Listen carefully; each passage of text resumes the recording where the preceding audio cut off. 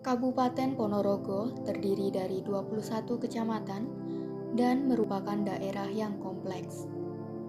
Terdiri dari dataran rendah dengan area persawahan dan daerah pegunungan di pinggir kota bagian timur, selatan, dan barat.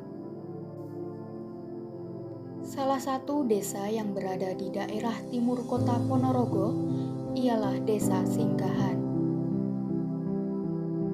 Desa Singgahan merupakan bagian dari Kecamatan Pulung, Kabupaten Ponorogo.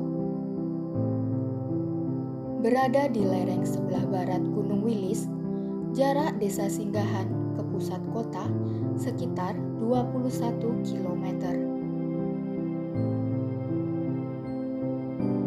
Desa Singgahan terdiri dari 6 dusun, yaitu Dusun Singgahan Lor, Dusun Kerajaan, Dusun Mojo, Dusun Ngerati, Dusun Cengkir, dan Dusun Putuk Suren. Menurut cerita sesepuh Desa Singgahan, dahulunya adalah hutan belantara. Kemudian, datanglah seseorang dari Mataram yang bernama Raden Mas Aryo Jipang bersama keluarganya.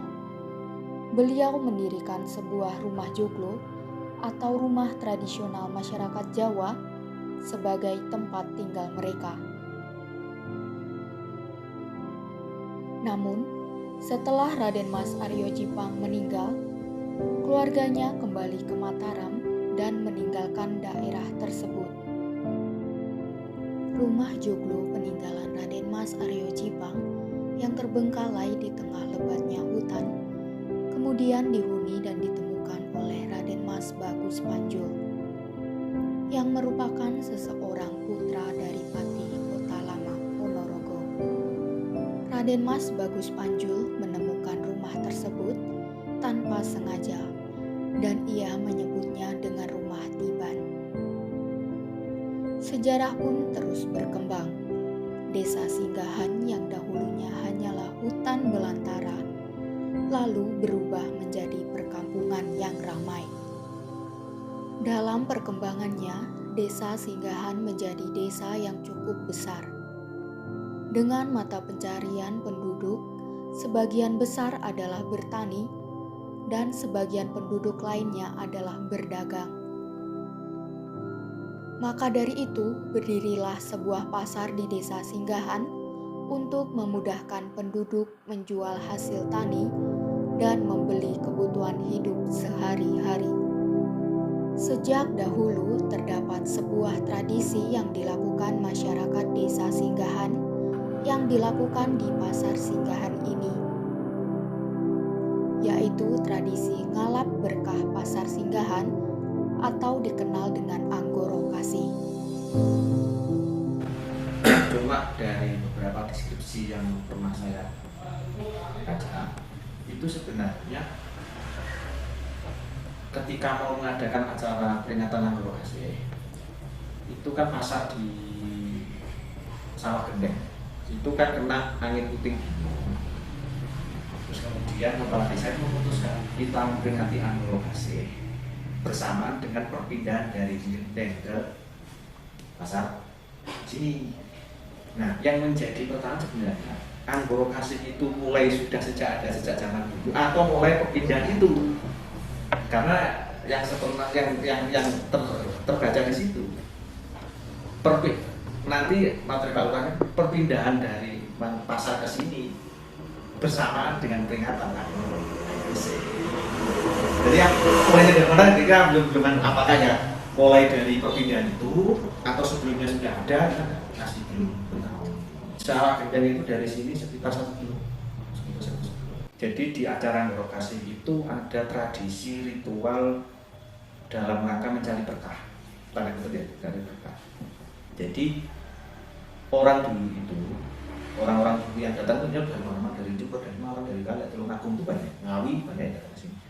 Jadi dulu itu yang pernah saya dengar informasi dari orang Unisbo itu, orang-orang dulu itu mencari berkah dari kegiatan Anggoro Kasih itu. Biasanya mereka mencari batu itu dari daerah Sugian, kemudian dibawa ke Singgahan, nanti di Tirakatan Iktikafan Solo, riatuan secara religi agama itu di Masjid Lumutan. Jadi di Masjid Lumutan itu ada masjid lama. Informasi yang saya terima itu sudah ada sejak zaman Belanda. Terus kemudian setelah selesai di sana nanti ada tai besi, karena di sana kan wilayah mandi, ada empunya di sana yang buat keras dan lain sebagainya. Tapi sekarang anak turunnya itu membuat alat-alat pertanian dan lain sebagainya itu. Setelah dari sana selesai nanti dibawa ke sini. Dan nanti di sini ada ritual mengitari pasar itu 7 kali atau berapa. Nah, dari prosesi itu kemudian batu itu dianggap ada tuahnya satu gitu ya. Yang kedua, biasanya orang-orang yang dari pertanian itu membeli benih, membeli alat-alat pertanian juga di sini. Dalam rangka tadi dianggap ada berkah itu tadi. Demikian juga peternakan. Biasanya di sini dulu beli tarangan titik, beli dadungnya dan lain sebagainya di sini dalam rangka katanya mencari berkah dakwahnya itu. Susunan acaranya dulu yang seingat saya sekitar tahun 2016 yang lalu itu biasanya 1 hari sebelum puncak hari lokasi itu biasanya ada namanya bedol pusoko. Dari rumah tiban dibawa ke sini kemudian dijamasi. Ya, dijamasi. Nah, ketika dijamasi itu harus jalan di sini. 1 malam harinya. Yang kedua biasanya ada arah-arahan dari sana, dari rumah tiban itu ke sini. Itu semua kesenian, semua masyarakat dengan ya kayak kirap budaya itu. Kemudian biasanya menembak hasil bumi dibuat hubungan lah. Setelah didoain bareng-bareng malam harinya itu nanti jadi rebutan masyarakat. Itu biasanya gitu. Biasanya seperti itu menjelang hari hanya ya, menjelang hari hanya seperti itu. Nah, kemudian besoknya itu ada pentas kesenian. Kemudian di sini nanti ada dasar alat pertanian, alat peternakan, benih dan sebagainya semuanya dijual di sini. Karena tadi dianggap menjadi berkah itu. Kemudian ada di sini biasanya juga ada riaduannya, nanti biasanya istighosah atau tibulovi dan sebagainya. Kemudian biasanya malam juga ada wayangan dalam rangka rumatan. Biasanya 1 dari 1 malam. Jadi mulai nanti sampai sorenya lagi. Biasanya lokasi utamanya di pasar. Tapi kan efeknya juga di sini. Dari sana mana itu makamnya pendiri itu yang diyakini makamnya Mbak Panji sama Aryo Jepang itu sama rumah tiban itu lokasi-lokasi utamanya. Dan lokasi yang biasanya agak santri gitu ya biasanya di Masjid Lumutan. Itu tempat-tempat yang biasanya dipakai orang-orang dalam rangka mencari berkah. Kalau tepatnya kapan itu catatannya itu kita belum punya. Cuma sekali lagi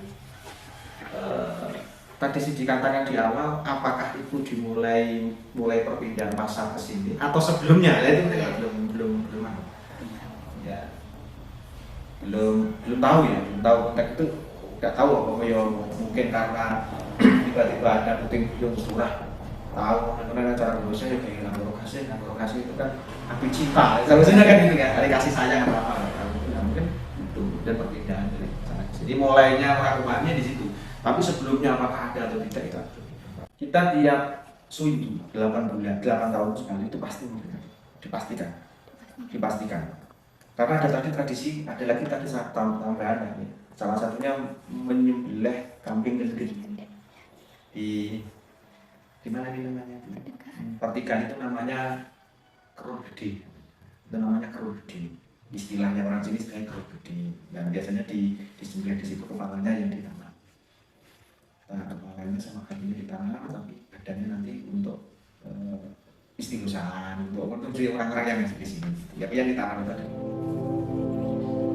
Tradisi ini masih terjaga hingga sekarang karena masyarakat Desa Singgahan meyakini bahwa di dalam tradisi ini terdapat nilai-nilai hidup mulai dari spiritual, sosial, dan pendidikan.